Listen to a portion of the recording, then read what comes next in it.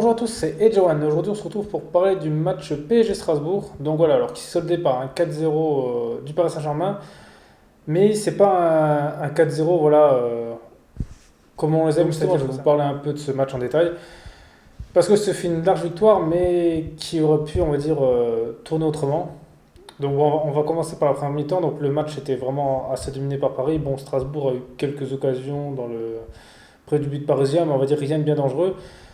Donc l'ouverture du score, ça a été par Pembele. Donc ce qui est bien pour lui, c'est que c'est son premier but. Voilà, donc en plus il est jeune, donc ça fait un beau cadeau de Noël. Voilà, je pense que tu dois vraiment être content d'avoir marqué parce qu'en plus un défenseur qui marque, c'est assez rare. Et en plus, quand c'est son premier but, à mon avis, ça doit être quelque chose d'assez important pour lui.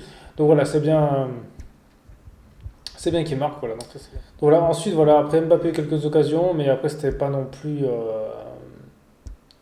folichon. Voilà, on va dire le match du Paris Saint-Germain au premier mi-temps était.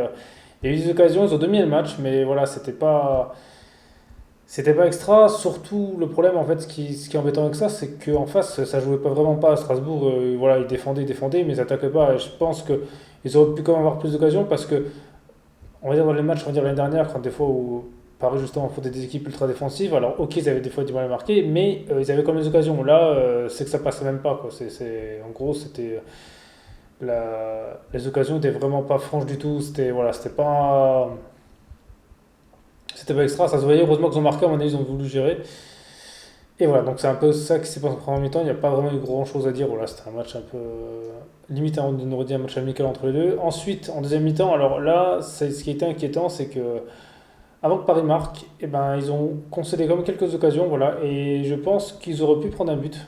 Et donc, ils ont de la chance justement que c'était, on va dire, Strasbourg et qui était vraiment pas venu là, on va dire, dans le but de gagner, je pense. Donc c'était heureusement pour eux justement, heureusement pour eux là que Strasbourg a été comme ça parce que sinon voilà ils auraient pu le payer, ils auraient pu perdre. Voilà, c'est encore un match qu'ils auraient pu perdre.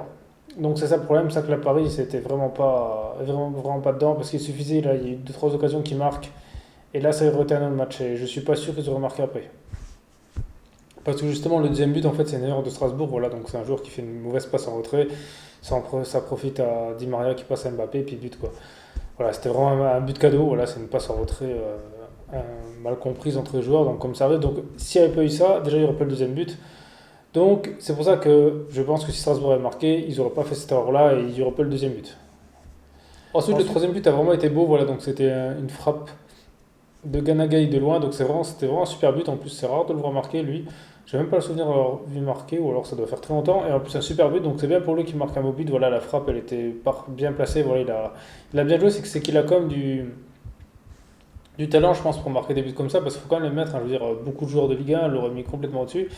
Après, par exemple, quand on voit sur ce but, justement, il était vraiment tranquille, c'est-à-dire qu'il a vraiment bien ajusté sa frappe, il n'y a personne qui est venu l'attaquer, donc ça montre un peu que Strasbourg avait un peu lâché bah, l'engagement, quoi. C'est-à-dire qu'ils étaient beaucoup moins présents. C'est pour ça, à mon avis, qu'il n'était pas attaqué, donc ça lui a permis de marquer des beaux buts. Mais bon, après, ça enlève rien au but, hein, parce que je veux dire, attaqué ou pas, celui-là, il faut le mettre. Hein, il n'y a pas tout le monde qui le met.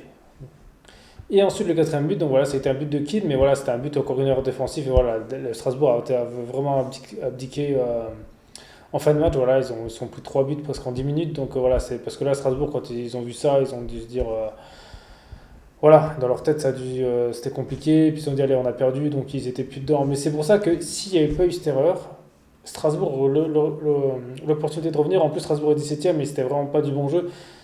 Donc là, ça craint quand même, parce que là, ça montre que là, Paris, comme pas.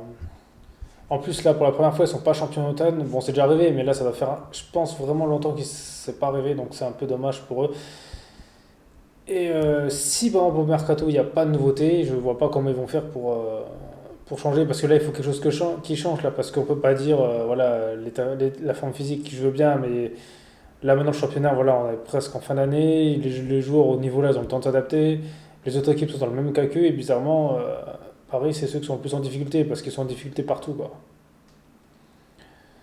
Donc c'est ça qui craint. Alors là, voilà, bon, maintenant, espérons que là, la trêve, justement, pour se reposer. De toute façon, si par exemple, quand ça revient, là, après la trêve, le niveau c'est le même, c'est qu'à mon avis, le problème il est ailleurs, et ils pourront plus se cacher derrière la forme physique. Ce sera sûrement là, prendre des actions, peut-être contre l'entraîneur ou la direction, je sais pas. Mais donc, déjà, je pense qu'il faut vraiment qu'ils essaient de recruter quelques joueurs là. Par exemple, là, sur ce match, il n'y a aucun défenseur en remplaçant.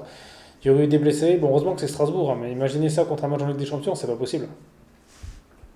Puis là, on parle souvent de la Ligue des Champions, mais maintenant, de toute façon, il va falloir aussi se concentrer sur le championnat parce que c'est même pas sûr que le gagne cette année au rythme-là. Donc, je pense que, puis s'il ne gagne pas, à mon avis, je pense que déjà que la Ligue des Champions, c'est leur but, mais s'ils ne gagnent pas le championnat, le Qatar, à mon avis, ils vont pas aimer, hein.